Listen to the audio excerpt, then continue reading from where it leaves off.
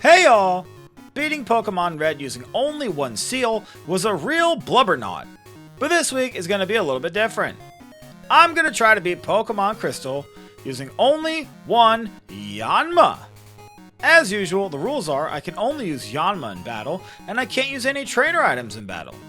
By the way, if you like this kind of content and want to see more, be sure to subscribe and check out more of these videos on my channel. Yanma is one of those Pokemon that got very little love until Diamond and Pearl, where it gained an evolution in Yanmega. It's a shame that it didn't get a Mega Evolution as well, because then we could have had Mega Yanmega.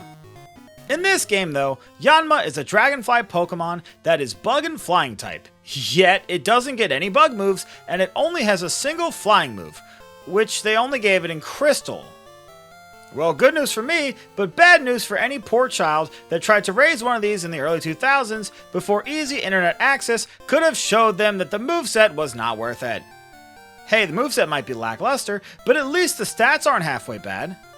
95 base speed is really good, and the attack and special attack are decent as well. Too bad Yanma has pretty bad defense stats, and Bug and Flying is one of the worst defensive typings ever. So many weaknesses, including and especially a double weakness to Rock. Well, that's going to be fun to deal with. This Dragonfly might not be as strong as Godzilla, but at least it's Ghidorable. Alright, let's do this. Off at Professor Elm's lab, I used the Universal Pokemon Randomizer to replace Chikorita with Yanma so that our rival will pick the Fire-type Cyndaquil. Yanma is a Bug type, so the Fire type should be the hardest for us to handle. Yanma is a pesky bug based upon a dragonfly, so I nicknamed ours Mushu Fly. And you might not like that nickname, but it don't bother me. Yanma starts off with Tackle and Foresight. Tackle's not a strong move, and Foresight might not seem like much, but it will come in handy later for sure. We don't have many options now, and, well, we won't have many later. But still, we're easily able to knock out the Cyndaquil to beat the rival Bubs. It's just the first battle though, so it's still too early to start acting Smaug. After beating the rival Bubs, I head to the Violet City Gym to take on the leader Faulkner and his Flying Freaks. And Yanma is weak to flying, so I'm worried about how this will go. But Faulkner does us a favor. His lead Pidgey doesn't actually have a flying move to hit us, so it goes for Tackle instead. And even with Pidgeotto's powerful gust, we have just enough health, even after a critical hit, to finish it off to win the battle. And man, imagine being the flying type gym leader and losing to a bug type. Hey, Faulkner, why don't you do us both a favor and get on the horn and let Bugsy know we're on the way. You don't have to leave your gym. Just use a Jabberwocky-talkie. Now in Azalea Town, I'm ready to take on Bugsy, the Bug-type gym leader for the Hive Badge. And this battle was actually super frustrating. Along the way in Union Cave, I picked up the TM for Swift and taught it to Yanma, and while it helps us to take out the Metapod and Kakuna, the Scyther is still a problem. And this right here was the closest attempt that I had at this level, and it was mostly due to Fury Cutter missing. But Scyther's quick attacks do much more immediate damage, and that's how I usually lose. And no, even though Yanma learned Double Team by level up, I am not going to use it. I knock out a few trainers and extra Pokemon so that we have just enough experience to hit level 18 right before we face the Scyther. That way, we not only get the extra stats from leveling up, but we get extra damage from the way that the game rounds the damage calculation for Pokemon whose level ends in 0, 3, 5, or 8. This extra little bit of damage makes all the difference. And Yanma may be a dragonfly, but it turns out the key to this bug battle was arithmetic. Now that we've snubbed Bugsy's grubs, it's time to get that dub against Bubs. And remember earlier when I said Foresight would be useful? Well, you might notice that we only have normal moves, which would normally mean we have to fight Ghastly with Struggle. But Foresight allows our next attack to hit Ghost regardless of type immunity, so we can take it out with Swift. We then level up and I replace Double Team with Sonic Boom, because I don't even want to be tempted, and Sonic Boom does a flat 20 damage, which is great when Quilava burns our bug, having our attack stat. Sonic Boom doesn't care about being burned, so it helps us finish off the Quilava and the Zubat for a relatively easy victory, which is surprising because usually this battle against Bubs is way harder. Well, I can't make heads or dragon tails of it. After that is the Goldenrod City Gym in the battle with Whitney's Miltank. And this is one of the battles I was really worried about going into the challenge, and that's because of Miltank's rollout. It's already pretty strong, but what's even worse is that it's a rock type move and Yanma's double weak to it. Clefairy goes down quickly and usually without much trouble, but the Miltank's first rollout does half of our health. And yeah, this is just not going to happen at this level, but I could have probably told you that was the case. Like a dragon collecting treasure, this is nothing out of the ordinary.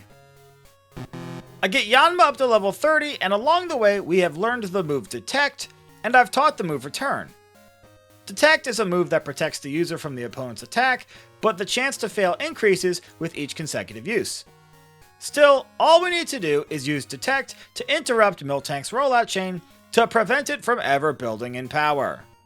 We alternate between Detect and Return to take out the Miltank for the win, or as I like to call it, switching our monster from defense mode to attack Komodo. Alright, now that we've beaten the cattle, it's time to skedaddle. And the next battle, with Bubs inside the Burn Tower in Ekritique City, was not good. Even with the ability to hit Haunter with Return thanks to Foresight, we almost always take a curse and lose most of our health as we're taking multiple turns to knock out the Magnemite. Oh god, and without some way to get around this curse issue, this battle is super difficult.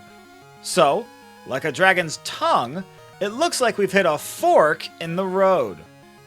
Thankfully, at level 31, Yanma learns the move Supersonic, which helps to get around the curse issue, but it's not until level 33 that we're finally able to win. And of course, when we finally have a way to get around the curse, Haunter uses every move but curse, meaning that whole process was completely pointless. Supersonic helps to prevent the Magnemite from using its Supersonic, and with the extra return damage, we can knock it out in 2 hits. After that, we knock out Bubs' last 2 Pokemon, despite Quilava landing a critical hit Ember. Spitfire? More like Crit Fire! Dragon jokes, y'all. Next up is the Spectral Showdown with the Ekritique City Gym Leader Morty and his gang of ghoulish ghosts. In this battle, it's kind of frustrating, since at our current level, our best option is to use Foresight so that we can hit Morty's ghost with Return.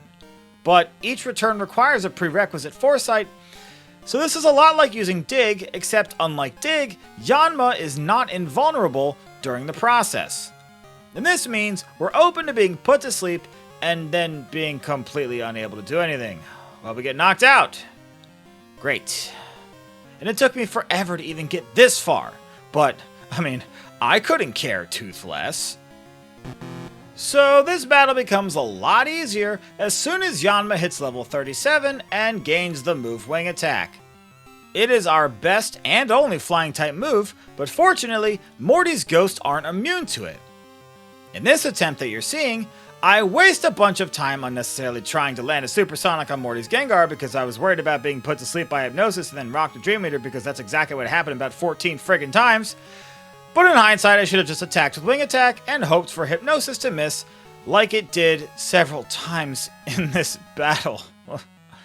But that'll teach me not to Basiliskin to my gut. Now with the ability to surf outside of battle, I set sail from Olivine City and head to the Seawood City Gym to take on the fighting type gym leader Chuck. And this is the first gym battle we've had in this run that was actually super duper easy.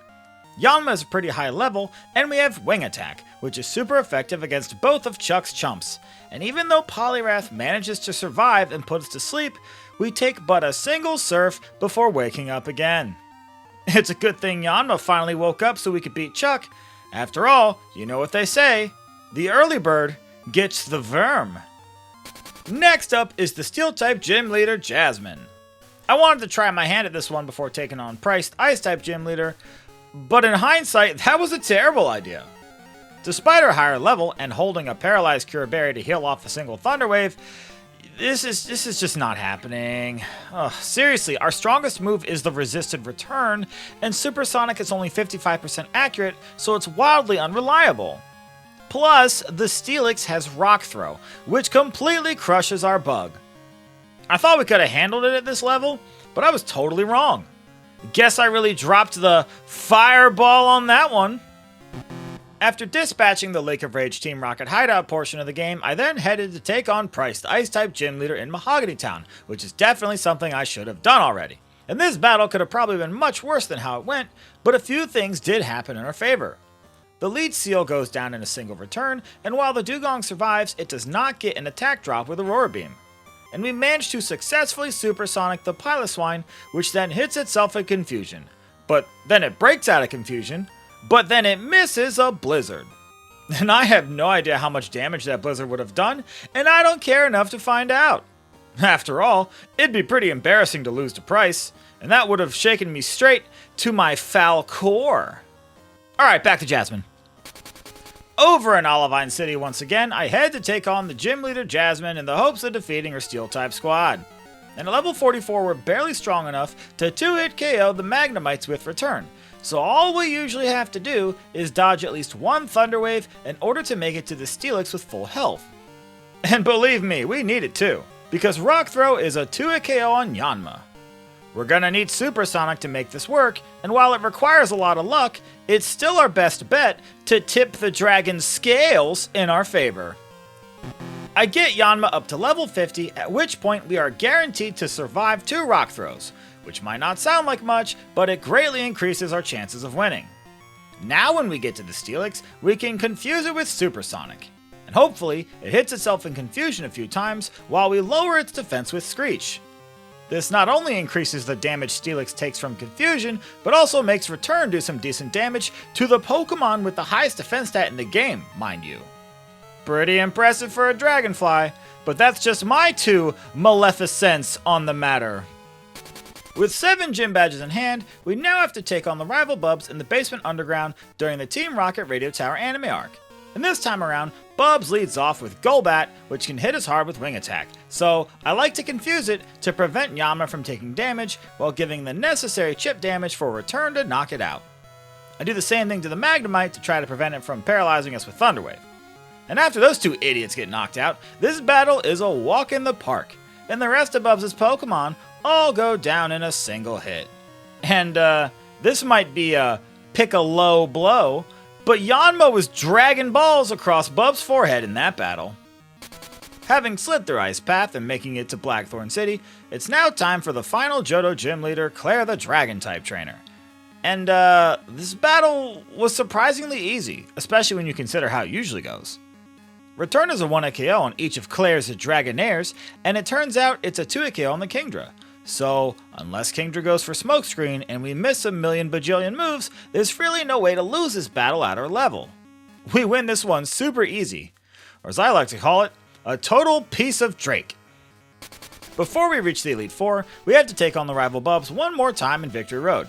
And I guess I'm eating my words from before about Bubs' forehead, because despite being almost level 60, we still can't quite manage to knock out the Golbat in a single hit, and we almost always get confused. Plus, the Magnemite is now a much bulkier Magneton, so I often have to reset after being both confused and paralyzed here.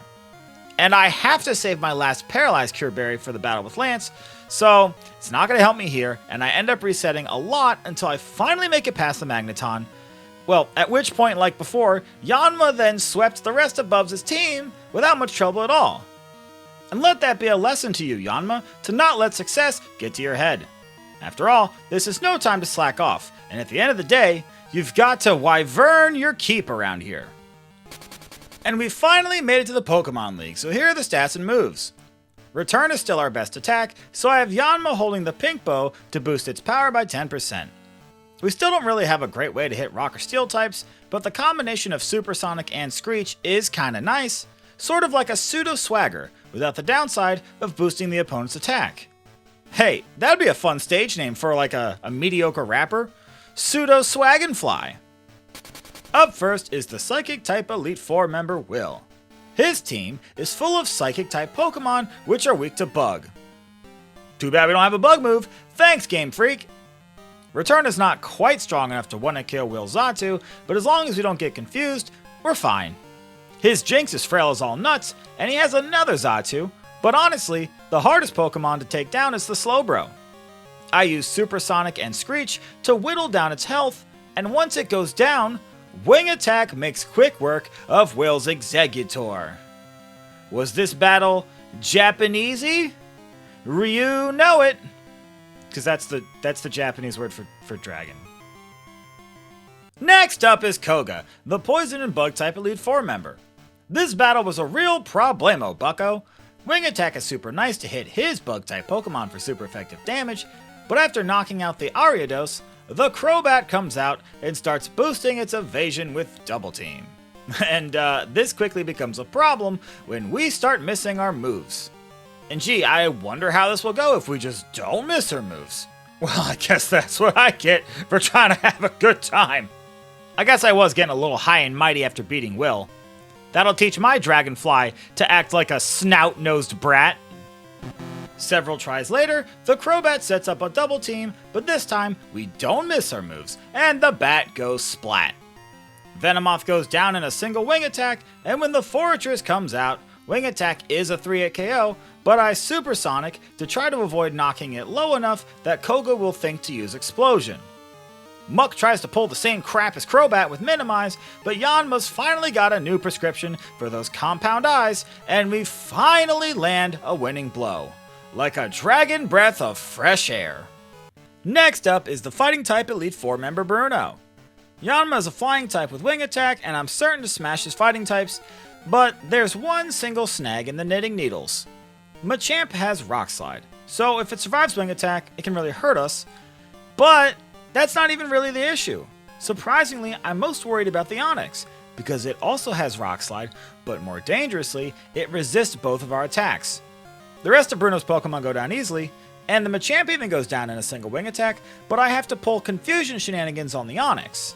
And this could have easily gone awry, but we win on the first try, so there was never any need to make a fuss roda. Up next is the Dark type Elite Four member Karen. I make sure to swap out Yanma's item for a Bitter Berry to help deal with the Confuse Ray from the Scumbrion, but ironically, it almost never came into play. More often than not, her Scumbrion just spams Sand Attack, and then we miss our moves for the rest of the match. Hooray! After a Screech, her Umbreon goes down in a single return, but then the Houndoom comes out and we barely survive a Flamethrower. And we miss a return, and then it survives the next one, so it might as well have been a 1-hit KO. Just like Karen to leave me super frustrated, but it's not gonna help to huff and puff the Magic Dragon. We just gotta keep trying. A bunch of tries later, and I managed to get past the Umbreon without having taken a Sand Attack, and despite taking a Flamethrower, I managed to knock out the Houndoom.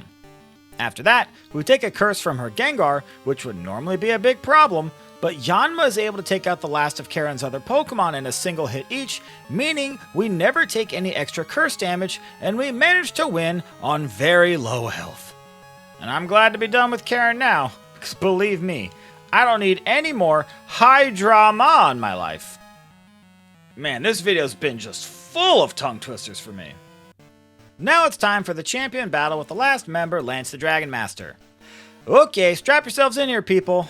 This was the real showstopper. Yanma is barely able to get past the first Dragonite between multiple Thunder Waves and strong super effective Thunders. Confusion is our best bet here, but still, Supersonic's only 55% accurate, so it misses all the time. I could teach Yanma Swagger, which is much more accurate, but then I'm just boosting the attack of Lance's dragons, and that seems like a bad idea. After all, I'm worried about letting things Spyro out of control. I tried this again with a few more levels, and even with insane supersonic luck, I just don't stand a chance. Despite getting all the insane luck in the world, as soon as we get to the Aerodactyl, I realize I have a problem. We barely survive a Rock Slide, and even if we weren't missing Supersonic, our return barely does any damage, and this whole thing is just not working. No point in being stubborn by trying to win at this level. I just gotta level up and stop chasing the dragon. Okay, I'm desperate, seriously desperate, and I'm just gonna admit it. I'm desperate enough to ignore my own advice and make a Snapdragon decision to replace Supersonic with Swagger. And I know it's risky, but a Swagger and Screech means that Lance's Pokemon take 4 times the confusion damage. So it's a gamble I'm willing to take. And at level 75, our return does just enough damage to pick up the rest of whatever health Swagger Confusion doesn't deal. And putting that clunky sentence aside, even with this risky strategy, this takes so many tries before I make any headway. And Swagger on the Aerodactyl is a terrible idea, and it actually is just safer to take the Rock Slide into it KO with return. I can get past the Aerodactyl fine, but I repeatedly lost until Rock Slide missed, leaving us with enough health left over to take Charizard's Flamethrower and Dragonite's Fire Blast with barely any health left. You could say Yanma's knocking at death's trogdor. And with Lance defeated, we have finally conquered the Pokemon League, but you know the challenge isn't over yet. I'm always going to consider beating the final Trainer Red as the final boss of the run, unless of course a Pokemon is just impossibly bad. But if we can beat it with a Sun Current, we can do it with a Yanma. I set sail upon the SS Aqua to head on over to Kanto to take on their HM leaders to acquire all 16 badges to earn the right to challenge Red atop Mount Silver.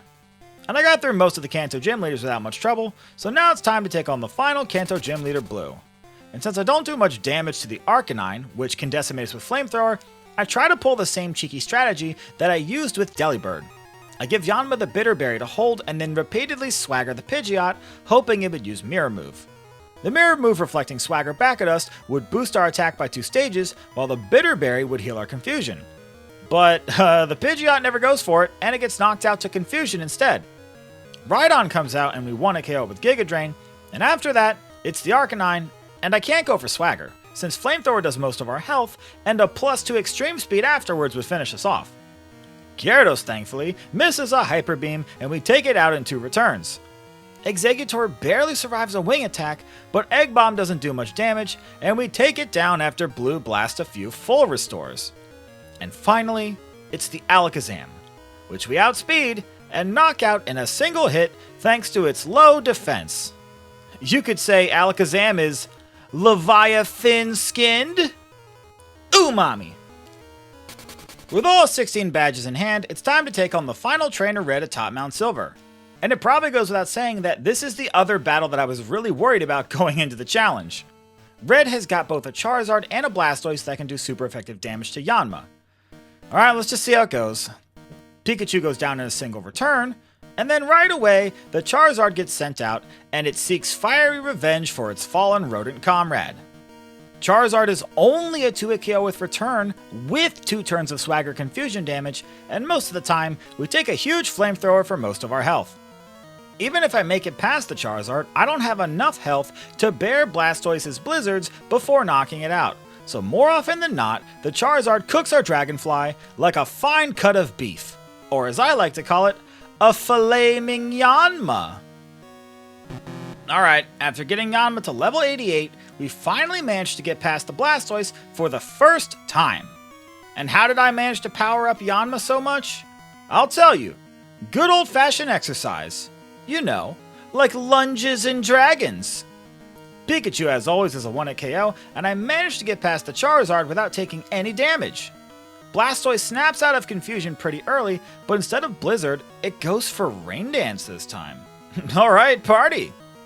Snorlax is next, and I'm worried about being paralyzed by Body Slam, so I just try to knock it out with Return as quickly as possible. Thankfully, the first time I made it to the Snorlax, I knocked it out without getting paralyzed. Venusaur goes down in a single Wing Attack, and Espeon takes a Return and lands a huge Psychic with a special defense drop, but it's too little too late, and Yanma finishes things off to win the battle. And we've finally beaten Red. And while it feels like a dream, this is not a figment of my imagination. And with that, the challenge is over. Yanma's design might be fire, but the rest of the decisions really bug me. No bug moves and only a single flying type move. I mean, what were they thinking? I'm genuinely surprised we were actually able to beat this challenge. But now that we've defeated Charizard and the rest of Red's Pokemon, Yanma has become the father of all dragons. Or as I like to call it, the Padraco. As always, I want to thank you for making it to the end of this video. These videos are a lot of fun, but also a lot of work, so I really do appreciate it. There's a playlist on my channel where you can find the rest of my Pokemon Challenge videos if you want to check those out as well. And if you like this kind of content and want to see more, be sure to subscribe and enable notifications so you'll know right away the next time one of these episodes is uploaded. And if you want early access to these videos and to have your name listed in the credits, consider becoming a member or joining on Patreon. And if you have a Pokemon you want to see, let me know in the comments and I'll probably do it. Next week, I'm going to try to beat Pokemon Crystal using only one Sentret. Well, it's getting pretty late, so like a medieval warrior lying about defeating a dragon, I'm off to have myself a nightcap. So until next time,